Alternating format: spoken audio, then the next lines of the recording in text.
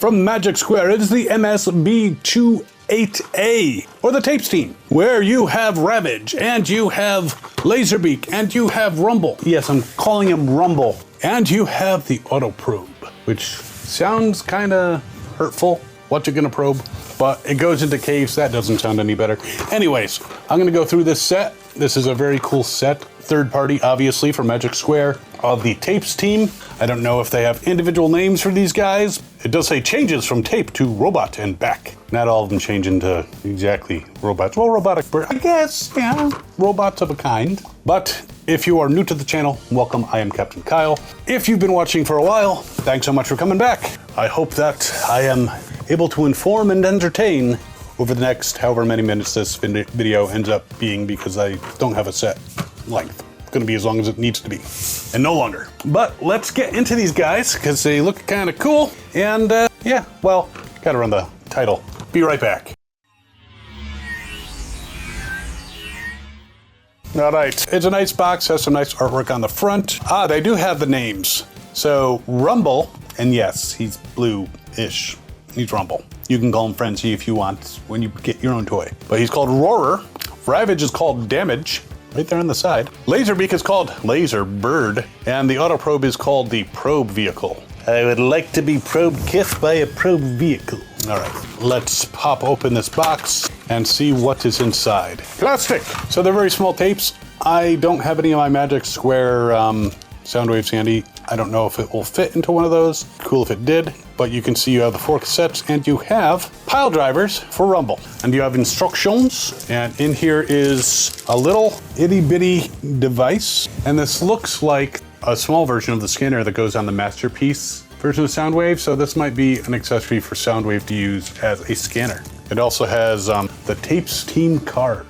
Don't leave home without it. And it has all their endurance and strength, and it shows 3 faded figures, which might be Frenzy and Laserbeak, and who knows, maybe there's a Ratbat somewhere out there. I'll have to look around. This is the one I found. People have been sending me toys, well, companies have, so it's like, I haven't had a lot of time to shop AliExpress, and I'm too excited about the Dr. Wu Megatron, but we'll get into that in another video. All right, so taking off the cover, see, those are the cassettes, and we'll just dump them out willy-nilly. There you go, pile o' cassettes. I will put them on the turntable of doom. Cassette, cassette.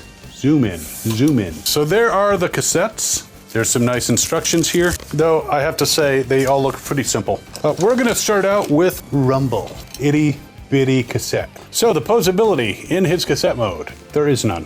What do you think is gonna go on here? So he's kind of twice as wide as, well, same width. Yeah, I guess they're all the same width, but he's kind of like doubled over. So let's look at the instructions here, because I don't want to break these things. It's a pretty simple transformation. Don't even really need the instructions. But for being so tiny, that looks pretty good. Now his guns appear a little short. I did take these out of the package briefly, and I might have done something with the guns, but they're very itty bitty small, but they're supposed to have tips. And I'm wondering if I accidentally did something. Aha, I poked at the bottom, and apparently they extend. So mystery solved. You can put one gun in his hand, if you prefer, and the other one on his shoulder. And again, I find it's easier to use a little thing to poke it out. Yeah, I don't know that I would have been able to push it out otherwise. So you gotta do a little pokey. Shut up, Logan. For those who keep asking, who's this Logan? He's a longtime viewer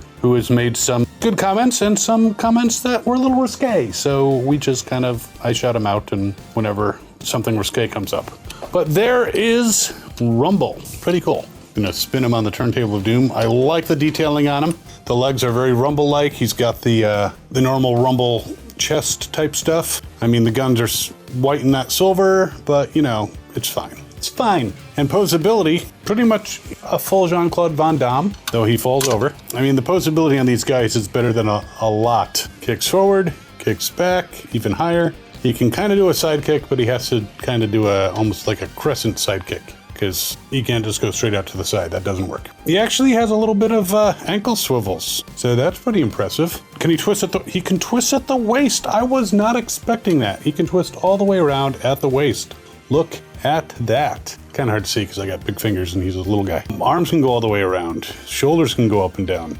Bends at the elbow, swivels. I mean, this is sick. head, okay, it turns. It felt a little stiff at first, shut up Logan, but then I was able to turn it all the way around. I am friggin' impressed. This thing is from head to toe like an 1.75 inches. He basically would fit in with some of the Dr. Wu stuff. I am pretty impressed. So that is Rumble.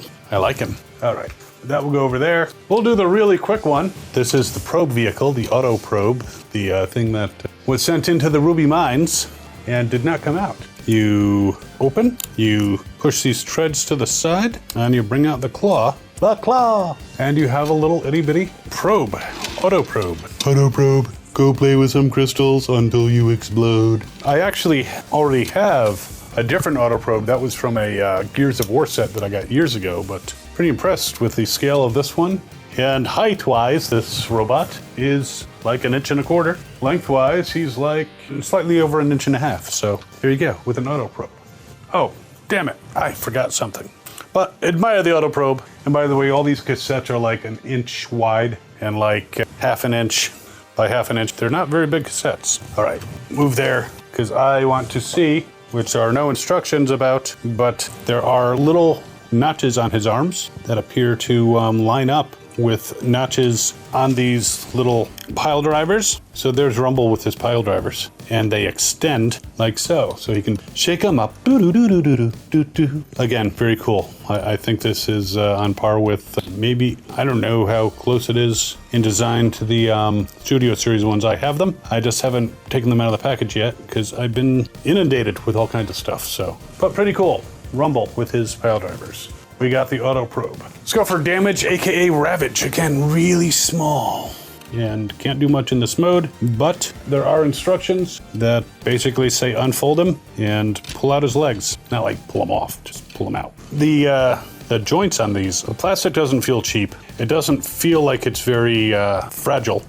Though I just popped his rocket. Shut up, Logan. But it looks like it can pop back on, so. But it doesn't feel fragile. It feels very posable. Dude even has a tail. There's little Ravage, and the legs are quite posable, which is very cool. The head actually turns all the way around. He'd look dumb if it was upside down, but it does turn. And he's got his missiles, he's got a tail, lots of ability to manipulate the legs. I am, again, pretty impressed. This is super small. He's like 3/4 inch tall with amazing posability. Now you might be like, Hasbro, why don't you do stuff that small with that much articulation? It does say 16 and older for this stuff, so this major choking hazard. So don't give this to young children and, you know, tell them that if they eat it, they'll turn into a Decepticon, because I don't think it's healthy. And finally, Laserbird, aka Laserbeak.